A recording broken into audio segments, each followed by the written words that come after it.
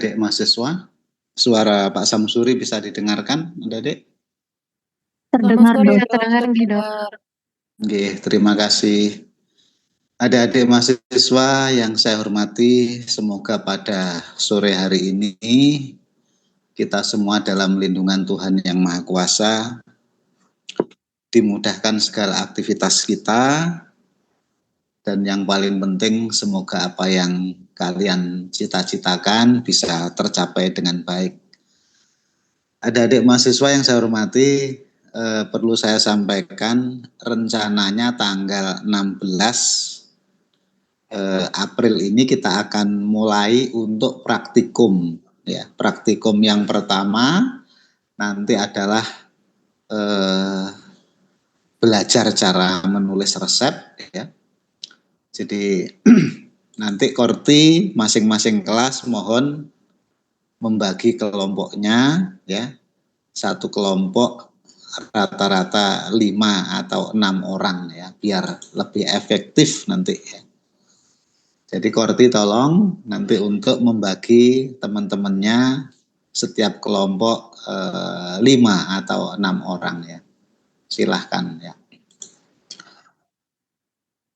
Jadi nanti sesuai dengan waktunya adik-adik. Jadi mungkin yang bisa masuk hanya satu kelas ya. Jadi misalkan mulai tanggal 16 kelas pagi, praktikum yang pagi itu misalkan kelas A, misalkan, ya. Untuk yang kelas sore nanti juga satu kelas, silakan untuk didiskusikan. Jadi satu topik itu nanti akan memakan waktu kurang lebih 2 minggu karena setiap minggunya adalah 2 kelas, ya. Itu. Adik-adik langsung saja kita nanti kalau ada apa-apa kita diskusi di grup Korti, ya. Silahkan untuk menyampaikan kalau ada yang ingin ditanyakan, ya. Sekarang kita mengawali hari ini kita akan membahas tentang landasan pemilihan obat, ya, landasan pemilihan bentuk sediaan obat. Di samping pemilihan bentuk sediaan dan juga landasan pemilihan obat, adik-adik. Jadi keduanya ini tidak bisa dipisahkan, ya. Apa sih landasan kita memilih obat, ya? Tidak mungkin infeksi bakterial kita akan memberikan antifungi, ya. Tidak mungkin infeksi bakterial kita akan memberikan misalkan antiparasit, ya, dan sebaliknya. Jadi sesuai dengan ketepatan diagnosisnya, adik-adik, ya. Diagnosisnya, ya, itu harus tegak, harus tepat, baru kita akan memilih obat, ya. Apapun adik-adik, apapun kasusnya, ya, ketika diagnosisnya sudah tepat, ya, maka nanti pemilihan obatnya pun harus tepat. Kalau diagnosis tepat, pemilihan obat salah, otomatis maka hasilnya juga tidak akan baik atau kesembuhan tidak akan tercapai, ya. Jadi kemarin ketika rapat koordinator lab, ya, Pak Samsuri menyampaikan betapa pentingnya ilmu reseptir, ya, farmakologi. Kenapa? Karena ini ujung tombak dari semua tindakan, ya.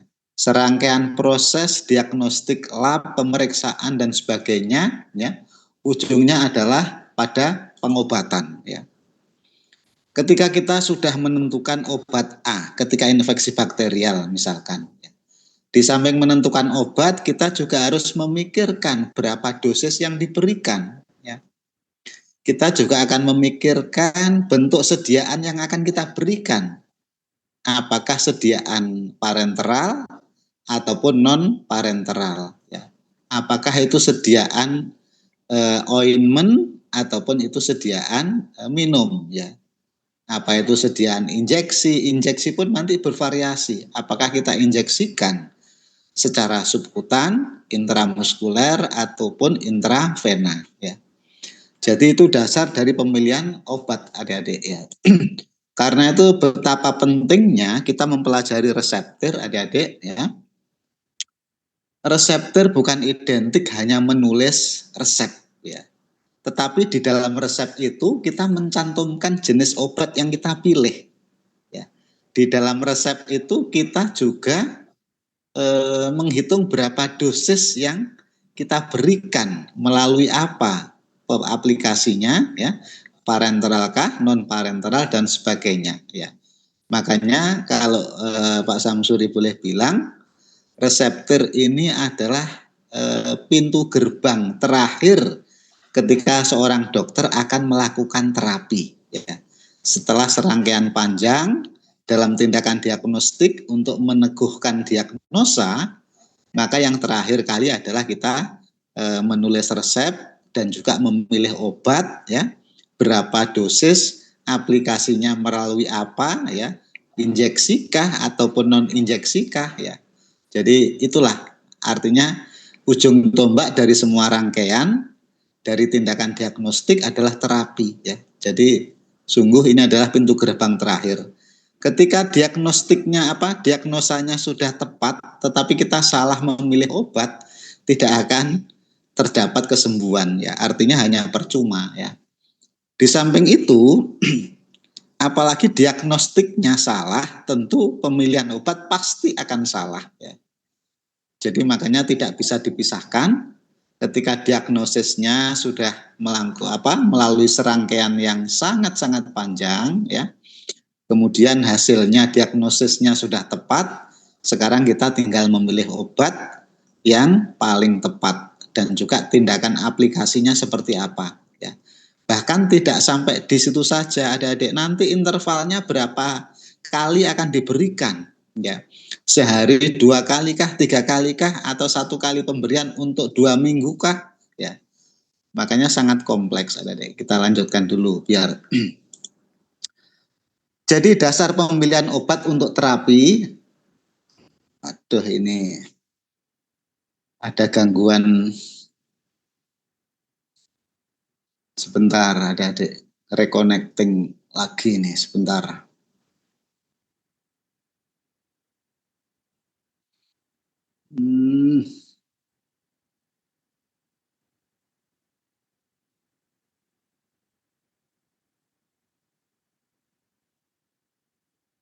Bentar, adik-adik, ini sinyalnya.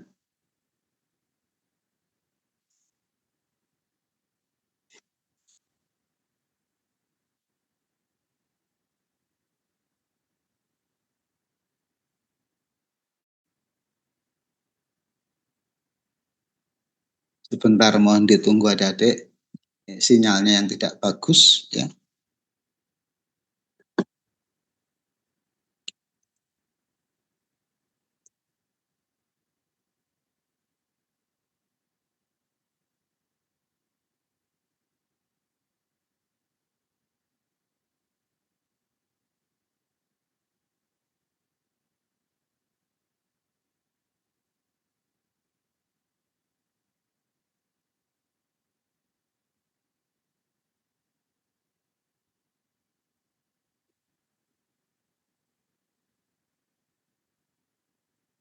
Sebentar adik-adik, mohon sabar sedikit. Ada gangguan.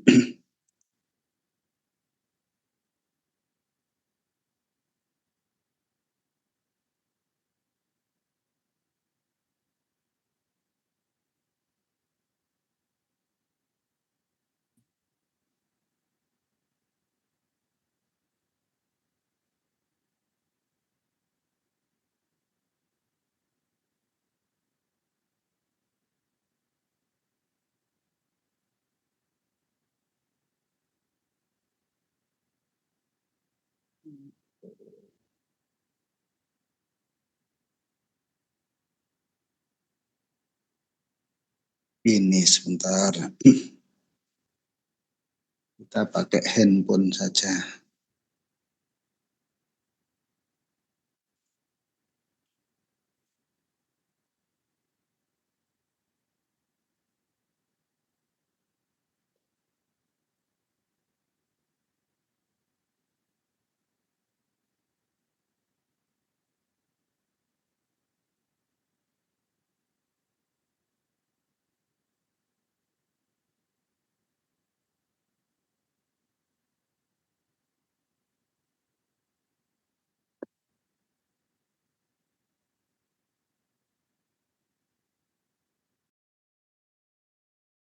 Masih bisa didengarkan?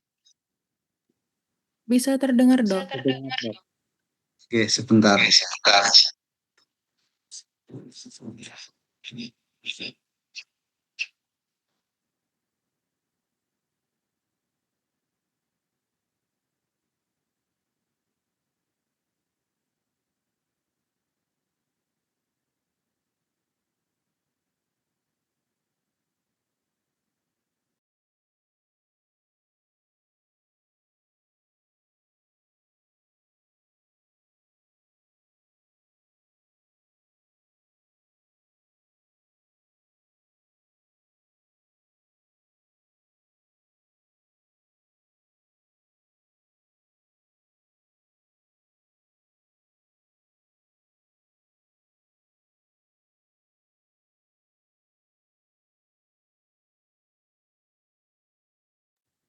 Mohon maaf Dok, suaranya belum terdengar. Oke, terima kasih. Bisa didengarkan adik-adik? Sorry tadi masih mute. Oke. Sudah bisa Dok. Sudah bisa. Oke, terima kasih adik-adik ya. Dari dasar pemilihan obat untuk terapi itu didasarkan pada beberapa faktor ya. Jadi tidak serta-merta kita memilih obat itu langsung obat ini dan sebagainya ya. Tentu ada beberapa yang harus kita pikirkan, pertimbangkan adik-adik ya. Di antaranya adalah faktor klinis ya, nanti kita jabarkan ya. Ada faktor farmakologi ya. Ya, ada faktor keamanan ya, bahkan faktor ekonomi. Artinya faktor ekonomi jangan sampai obat yang kita berikan nanti pasien kita tidak bisa membeli resep itu atau menebus obat itu ya. Ada faktor etika ya. Apakah itu secara etika diperbolehkan ya dan sebagainya ya. Dan juga ada beberapa faktor lainnya. Coba kita bedah satu persatu. Faktor klinis misalkan ya. Setelah dilakukan diagnosis, pemilihan obat ya harus didasarkan pada diagnosis yang akurat ya, yang akurat dan tepat ya. Akurat atau tepat ya. Di samping itu faktor klinis gejala apa yang ditimbulkan dari sebuah penyakit ya. Makanya kalau Pak Samsuri nanti di reseptur adik-adik di dalam menentukan obat ya, itu paling tidak 3 aspek yang harus dipertimbangkan ya. Yang paling pertama, yang utama adalah aspek kausatif. Jadi untuk menentukan obat, aspek kausatifnya itu apa dulu? Apakah viral, bakterial, ataupun parasiter ya. Yang kedua baru aspek simptomatik ya. Gejala yang muncul seperti apa ya? Gejala yang muncul itu seperti apa ya? Jadi tidak mungkin kita sakit demam, kemudian tiba-tiba kita berikan obat anti diare ya, karena simptomnya yang muncul adalah demam ya. Yang ketiga adalah aspek suportif. Namanya sakit biasanya hewan itu tidak mau makan ya. Makanya 3 aspek ini harus kita gabungkan adik-adik ya. Kita ingat ketika kita biasanya mendatangi dokter spesialis itu pulang tidak mungkin akan diberikan satu macam obat ya. Pasti akan bervariasi bermacam-macam obat ya. Karena ya itulah 3 faktor itu tadi dikumulasikan, digabungkan ya. Selanjutnya bisa dari kondisi medis ya. Pemilihan obat harus mempertimbangkan kondisi medis pasien ya. Seperti riwayat alergi, riwayat kronis ya. Ini yang harus hati-hati betul. Misalkan penggunaan antibiotik amoksisilin ataupun golongan penisilin adik-adik ya. Itu tidak semua orang toleran ya. Hati-hati kalau sudah terjadi kita menginjeksikan ya, terjadi anafilaksis maka bisa menyebabkan nanti kematian ya. Itu yang harus hati-hati betul. Bagaimana cara kita menentukan apakah kita toleran terhadap obat A misalkan ya. Tentu kita harus, kalau itu obat injeksi sangat mudah ya, kita bisa menginjeksikan dalam jumlah yang sangat-sangat sedikit ya secara subkutan, biasanya akan muncul nanti di sana reaksi inflamasi. Berarti kita tidak toleran, tidak boleh ya. Kalau yang non injeksi mungkin kita bisa minum sedikit saja ya. Mungkin setelah itu mungkin terasa apa dan sebagainya. Kalau tidak ada rasa berarti dia toleran ya. Di antaranya yang paling simpel seperti itu. untuk menentukan apakah obat yang kita konsumsi toleran atau tidak ya. Karena itu makanya tidak gampang dalam tanda kutip ya, ketika kita membawa obat bermacam-macam, ada 3 sampai 5 macam obat adik-adik ya. Ketika tidak tahu apakah ada cross reaksi ataupun ada reaksi inflamasi ya, lebih baik kita mengkonsumsi dalam rentang waktu yang berbeda ya. Jadi jangan diminum, dikonsumsi secara bersamaan ya. Itu cara sederhana untuk menghindari reaksi dari anafilaksis ya. Kemudian juga tingkat keparahan penyakit, adik-adik, tingkat keparahan penyakit. Pemilihan obat harus mempertimbangkan tingkat keparahan penyakit pasien ya. Ini sangat terkait banget ya, tingkat keparahan penyakit. Jangan sampai nanti tindakan terapi itu berlebihan ya. Misalkan yang sakit adalah luka kecil ya di dalam bagian tubuh kita, mungkin sebenarnya hanya cukup untuk obat oles saja ya, tidak perlu kita sampai menginjeksikan secara sistemik dan sebagainya ya. Jadi jangan berlebihan di dalam tindakan terapi ya. Riwayat pengobatan ya, pemilihan obat harus juga mempertimbangkan riwayat pengobatan pada pasien sebelumnya ya. Sudah berapa lama antibiotik itu diberikan ya. Kalau antibiotik biasanya tidak boleh dari 5 hari, harus setelah 5 hari atau 1 minggu harus diganti supaya tidak terjadi resistensi tadi ya. Faktor pasien ya, usia, jenis kelamin ya. Usia orang-orang yang sudah manula tentu akan berbeda penanganannya dengan orang yang masih remaja atau fresh. Anak-anak pun juga berbeda ya.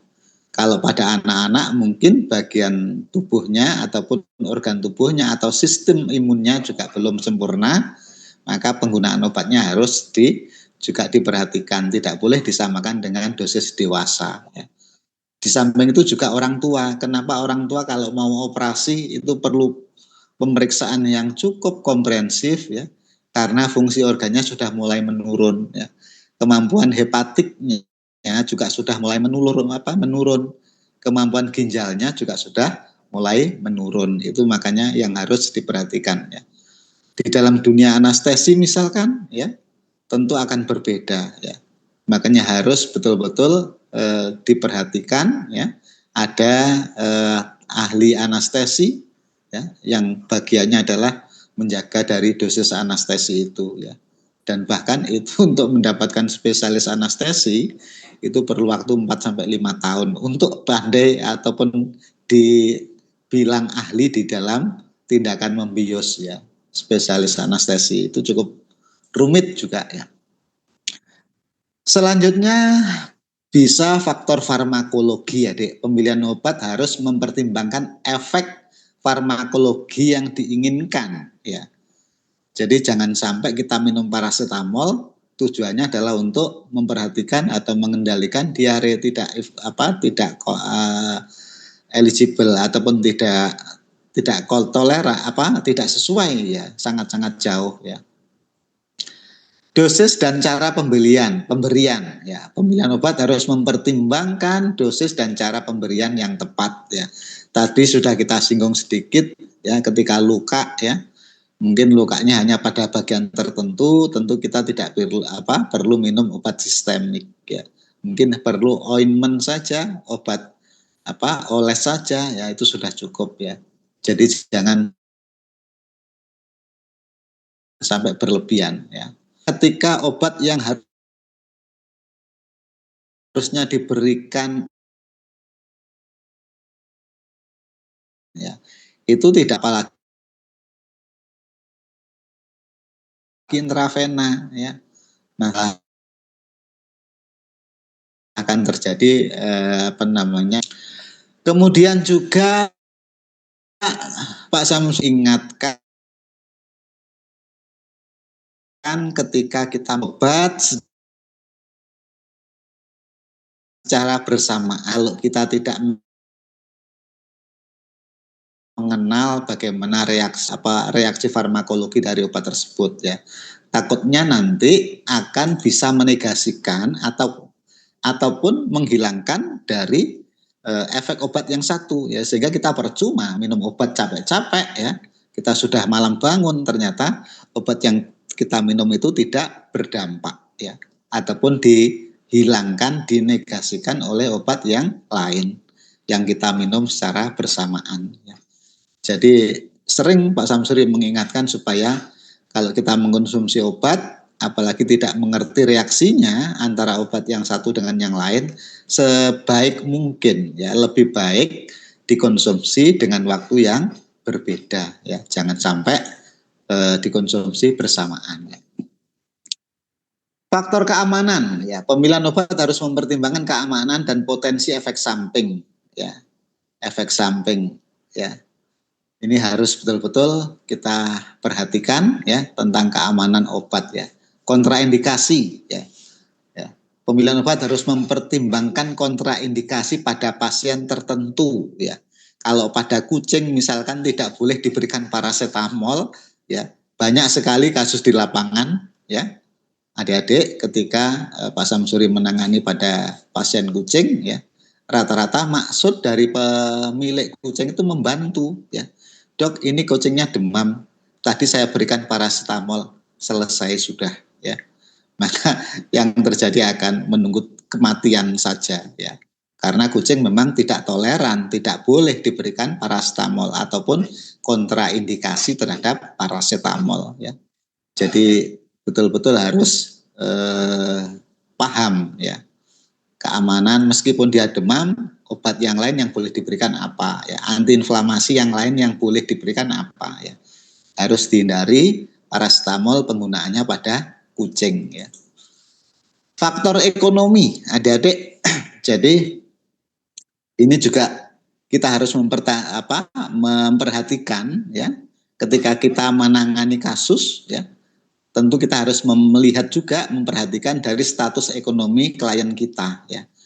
Jangan sampai klien kita itu orang-orang yang tidak mampu, kemudian kita resepkan dengan obat-obat yang cukup mahal, obat-obat paten yang cukup mahal. Ya, nanti tidak akan mampu menebus ya. Itu carikan obat yang moderat ya, mungkin yang tingkatannya di bawahnya, ataupun obat generik ya. Tentu kualitasnya akan berbeda adik-adik ya. Tidak mungkin obat itu sama kualitasnya ya. Harga yang mahal dengan harga yang murah tentu akan berbeda ya. Nanti kalian bisa mempelajari lebih lanjut kenapa obat paten itu lebih mahal daripada obat generik ya. Kemudian juga ketersediaan obat, adik-adik. Pemilihan obat juga harus mempertimbangkan ketersediaannya di apotek ya.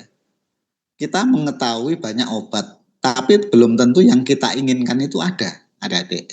Belum tentu yang kita inginkan itu ada, makanya kita harus betul-betul memperhatikan itu ya. Misalkan pada kasus mastitis ya, kita tahu yang paling ideal adalah obat-obat golongan penisilin ya. Tetapi ketika obat itu tidak ada, mungkin kita bisa mencari turunannya dari penisilin itu ya. Yang jelas hasilnya tidak akan sebagus ketika kita mendapatkan penisilin ya. Seperti itu contoh ya. Kemudian faktor etika ya, prinsip benefisensi ya. Pemilihan obat harus mempertimbangkan kebaikan keselamatan pasien ya. Jadi jangan ketika pasien kondisi kritis memang seharusnya obatnya ini ya. Tetapi ketika kita berikan tentu pasien ini tidak akan mampu menerima ya. Tidak akan mampu menerima obat itu ya. Ini banyak yang sering kita alami ya. Ketika sudah kondisi kritis ya. Tentu kita harus memberikan terutama adalah obat-obat yang sifatnya imunostimulan ya, supaya kondisinya lebih baik dulu, nanti baru kita obati ya. Obat-obat golongan neoplasma, anti kanker ya. Bayangkan kita bisa melihat adik-adik ketika orang sudah dilakukan kemoterapi ya, kondisinya pasti akan jauh drop ya. Makanya orang kemo itu kondisinya harus fit dulu, makanya ketika pulang dari kemo pasti kondisinya akan drop ya. Itu yang didapat ya. Jangan ketika kondisi drop dibawa untuk melaksanakan kemoterapi. Nanti malah pulang tinggal bajunya saja ya. Jadi itu yang betul-betul harus kita perhatikan juga ya. Juga prinsip non maleficency ya. Artinya pembelian obat harus mempertimbangkan untuk tidak menyebabkan kerugian pada pasien ya. Jadi tadi sudah kita singgung tingkat ekonomi ya, ataupun juga apa nih istilahnya kemampuan dari pasien itu ya. Ataupun juga sama seperti tadi ketika kita melakukan terapi yang seharusnya adalah non sistemik ya. Kita tidak perlu memberikan pengobatan secara sistemik ya. Obat-obat yang sifatnya lokal tentu kita harus lakukan untuk pengobatan lokal. Anestesi juga sama, ketika tindakan anestesi cukup dengan anestesi lokal, maka kita tidak perlu melakukan anestesi general ataupun anestesi umum ya. Jadi supaya tidak bocor, tidak rugi ya. Karena apa? Ketika anestesi lokal misalkan biayanya cukup 100.000, maka ketika anestesi umum tentu akan jauh lebih dari itu, bisa 500 dan seterusnya. Kalau itu pada hewan kecil ya. Bayangkan kalau pada sapi misalkan ya, tentu berapa dosis, berapa mili yang harus kita berikan ya. Pak Samsuri pengalaman memang pada sapi ya, yang mau menggantikan talinya itu ternyata sapinya sangat-sangat galak. Kita harus melakukan anestesi ya. Kita lakukan ya. Tapi karena sapinya harganya cukup mahal ya. Sapinya di atas 20 juta, maka kita menawarkan anestesinya sekitar 1,5 juta ya, untuk melakukan tindakan pembiusan. Itu tentu masih menumpang, artinya tidak menyebabkan kerugian pada klien kita ya. Juga faktor yang lainnya misalkan dari pengalaman klinis ya, pemilihan obat harus mempertimbangkan ya pengalaman klinis dari seorang dokter juga ya. Dokter tentu selama melakukan praktek ya, selama praktek tentu dia punya pengalaman yang spesial ya, punya pengalaman tertentu ya. Jadi tidak tentu berbeda dari setiap dokter. Contoh penggunaan obat ya, penggunaan obat ya. Dokter ini ternyata cukup percaya dengan obat-obat yang paten ya, sementara teman yang lain pakai yang generik dan seterusnya ya. Terus kemudian pedoman klinis ya, pemilihan obat harus mempertimbangkan pedoman klinis yang berlaku ya. Pedoman klinis yang berlaku. Tentu kalau di daerah kita ya, karena banyak warganya tanda kutip mohon maaf yang muslim ya, biasanya sertifikasi halal itu sangat dibutuhkan ya. Meskipun ada obat yang lain tentu itu juga harus membutuhkan sertifikasi halal ya, supaya menjaga dari umat, dari warga supaya tidak ada gejolak dan sebagainya ya. Tentu kalau kita di Bali tidak masalah ya. Kalau di Bali mungkin warga yang non muslim tidak masalah ya. Kemudian sekarang kita lanjutkan adik-adik, dasar pemilihan obat, apakah kita harus memilih obat cair ya, obat padat ataupun obat semi solid ya. Apakah kita harus memilih obat injeksi, apa yang non injeksi dan seterusnya ya. Tentu ada beberapa faktor juga, faktor farmakologi, faktor hewan. Tadi sudah kita singgung faktor hewan ya, tentu pada kucing sekali lagi kalian harus ingat sepanjang masa kucing tidak boleh diberikan paracetamol. Itu yang harus kalian pegang ya. Juga faktor praktis, faktor khusus dan juga mungkin faktor yang lainnya ya. Jadi faktor farmakologi, sifat obat ya, pemilihan bentuk obat harus mempertimbangkan sifat dari obat tersebut seperti kelarutan, stabilitas dan bioavailabilitas ya. Kemarin sudah kita singgung, bioavailabilitas adalah fraksi obat yang bisa mencapai sirkulasi sistemik ya. Berapa persen obat bisa mencapai sirkulasi sistemik, itu namanya bioavailabilitas ya. Kelarutan tentu ya, kelarutan Misalkan obat-obat oral, obat-obat yang mudah larut maka akan sangat mudah diabsorpsi, cepat diabsorpsi ya. Maka nanti efeknya akan segera muncul ya, segera muncul, bisa terasa ya. Jadi kelarutan sangat penting. Kalau obat yang tidak larut biasanya penggunaan adalah pada skala regional ya. Misalkan obat-obat anti diare itu memang diharapkan supaya tidak diabsorpsi di dalam saluran pencernaan ya, supaya kerjanya langsung kepada saluran pencernaan, bagian lambung ataupun usus ya. Jadi jangan sampai diabsorpsi ya, karena memang targetnya adalah tidak sistemik ya. Stabilitas adik-adik ya. Ingat di dalam saluran pencernaan banyak asam ya. Beberapa obat itu akan rusak dengan asam ya. Makanya ada sediaan obat salut enterik atau dibungkus ya, supaya dia tidak rusak oleh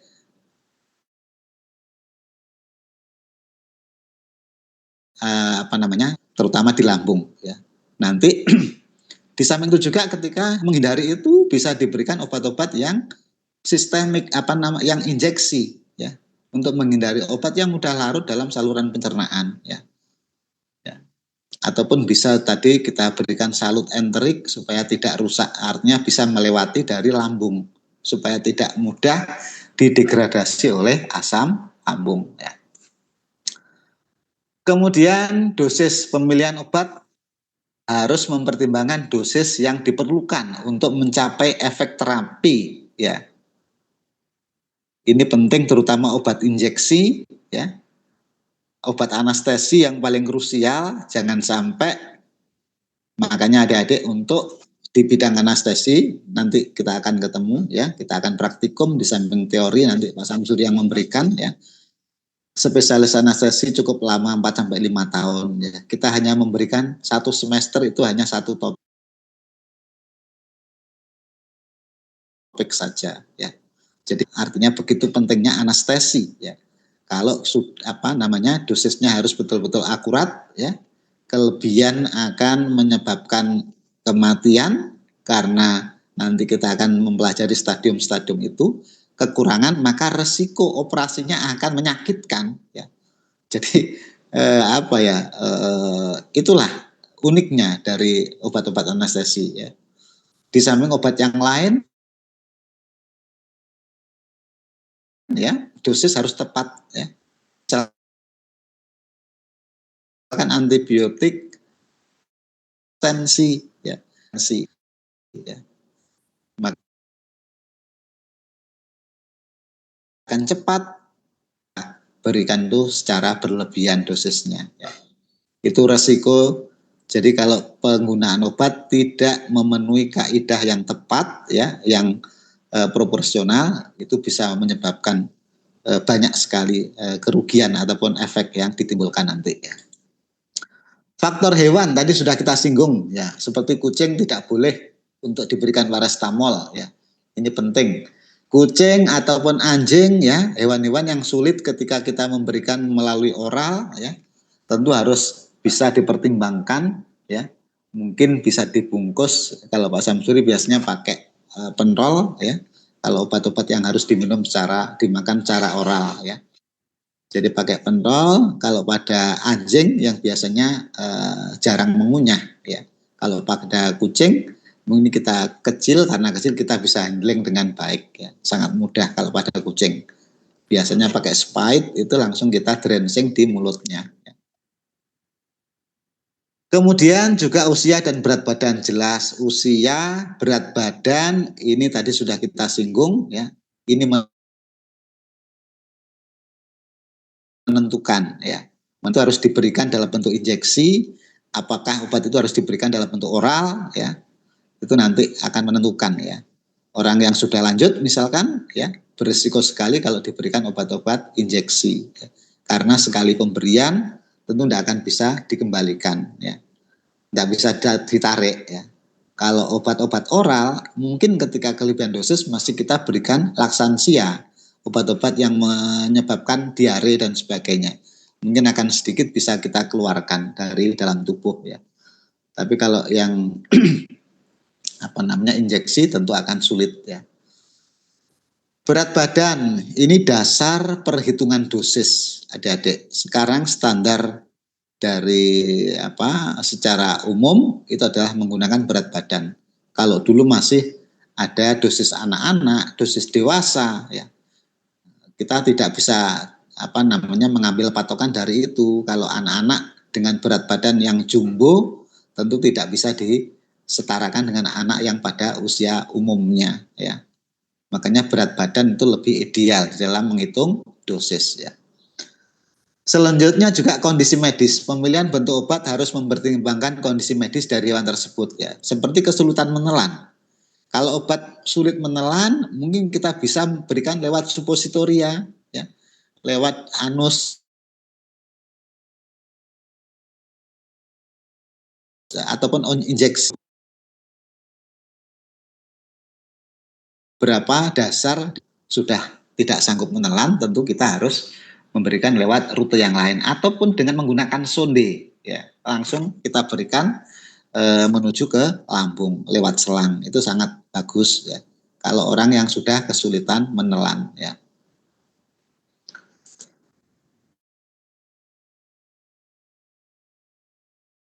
Faktor praktis ya, pemilihan bentuk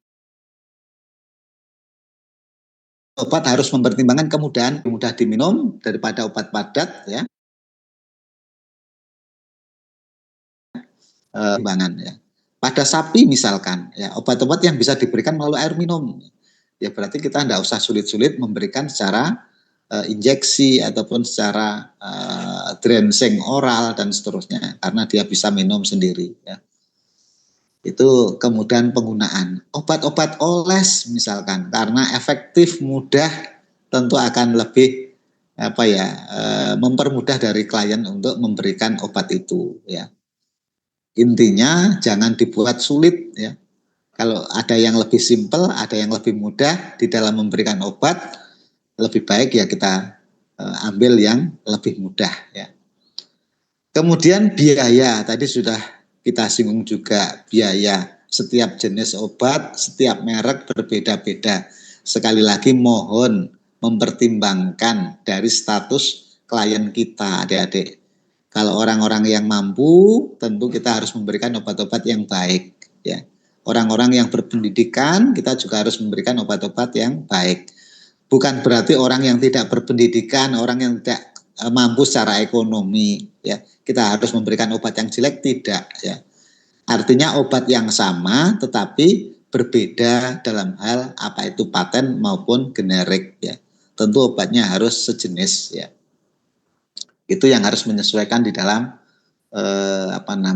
status dari pasien kita. Faktor khusus, ya. Obat cair dipilih untuk hewan yang memiliki kesulitan menelan, ya. Jelas tadi sudah kita singgung, ya. Atau memerlukan dosis yang tepat, nanti kita bisa kapsulasi, ya, kita bisa bungkus, ya. Dalam artian misalkan penggunaan obat yang dibungkus dengan kapsul itu akan mempermudah. Jadi tidak perlu kita membagi lagi, nanti memotong obat itu menjadi beberapa bagian, ya. Jadi kapsul sesuai dengan dosisnya kita sudah belum, ya, kita nanti akan mempelajari pulveres, bagaimana obat itu dibuat puyer secara terbagi beberapa bagian, ya. Itu untuk memudahkan di dalam pemberian, di samping juga dosisnya akan lebih akurat, ya. Obat padat dipilih untuk hewan yang memerlukan dosis yang stabil dan dapat dibawa dengan mudah, seperti tablet, kapsul, ya, misalkan untuk anjing itu yang mudah diberikan, ya. Obat-obat yang padat, misalkan kalau obat yang cair mungkin takut kalau botolnya pecah dan seterusnya, itu akan sangat-sangat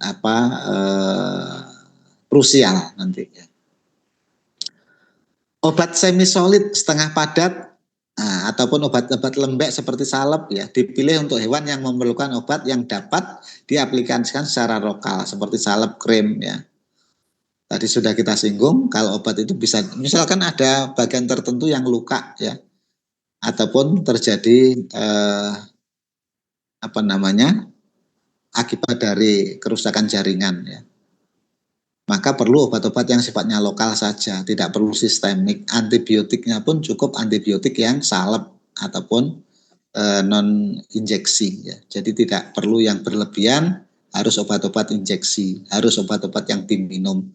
Kecuali kalau bagian dari tubuh kita itu banyak yang mengalami anomali ataupun kerusakan ataupun luka. Ya, mungkin kita butuh obat-obat yang sifatnya sistemik, di samping juga dibantu obat-obat yang lokal atau ointment tadi. Ya. Faktor yang lainnya palatabilitas atau keenakan rasa. Ya, pemilihan obat harus mempertimbangkan palatabilitas, kemampuan hewan untuk menerima dan mengkonsumsi obat. Ya, tentu tidak semua hewan ya ataupun manusia sebenarnya bisa tahan terhadap kepahitan dari obat. Kita sendiri, mungkin anak-anak yang kecil, saudara-saudara kita, ketika obat itu terasa pahit, maka dia tidak akan mau biasanya. Karena itu mungkin sediaan ya dalam bentuk kapsul dia akan lebih aman ya, karena tidak merasakan kepahitan ya. Atau bisa juga obat ini kadang dibungkus dengan rasa. Sekarang sudah modern ya. Ada obat-obatan yang sudah ada rasa stroberi seperti sirup ya, ada rasa jeruk dan sebagainya. Itu memudahkan di dalam pemberian obat itu ya. Sirup untuk anak-anak sudah bermacam-macam, ada rasa jeruk, stroberi dan seterusnya ya. Kemudian juga tentang stabilitas dari obat itu ya.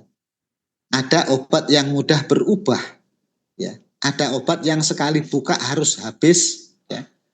Ada obat yang sekali harus konsumsi untuk habis ya, sekali penggunaan. Itu karena biasanya obat-obat yang tidak stabil ataupun obat itu mudah rusak ya. Karena udara ya. Karena misalkan tutup sudah dibuka, obat ini juga harus ada yang sangat-sangat biasanya tidak tahan, harus segera habis dikonsumsi ya. Jadi stabilitas itu juga penting. Bahkan obat-obat yang belum dibuka pun itu juga ada masa aktifnya ya. Ada masa expirednya ya. Ketika masa expired tentu obat itu sudah tidak akan manjur, sudah rusak.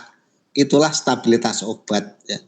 Kalau obat-obat padat biasanya memang jauh lebih kuat biasanya ya. Tapi tidak semuanya ya. Jadi tergantung dari formula obat itu ya. Jadi secara umum stabilitas ini penting nanti untuk menentukan, diantaranya adalah menentukan expired dari obat-obatan itu. Oke.